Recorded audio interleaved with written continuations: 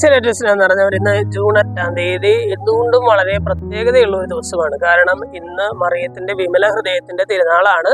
അതോടൊപ്പം തന്നെ നമ്മുടെ ഇടയിലെ നമ്മുടെ സഭയിലെ വിശുദ്ധ മറിയം ത്രേസ്യയുടെ തിരുനാൾ കൂടിയാണ്. നിങ്ങൾക്ക് എല്ലാവർക്കും ഈ രണ്ട് തിരുനാളിന്റെ മംഗളങ്ങൾ ഏറ്റവും സ്നേഹപൂർവ്വം ആദ്യമേ തന്നെ നേരുകയാണ്.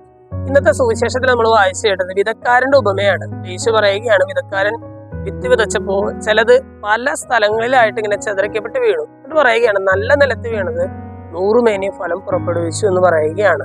ഇന്ന് നമ്മൾ മറിയത്തിന്റെ വിമല ഹൃദയത്തിന്റെ തിരുനാൾ ആഘോഷിക്കുമ്പോൾ, മറിയം ത്രേസ്യയുടെ തിരുനാൾ ആഘോഷിക്കുമ്പോൾ നമ്മൾ മനസ്സിലാക്കേണ്ട കാര്യം ഇത് തന്നെയാണ്.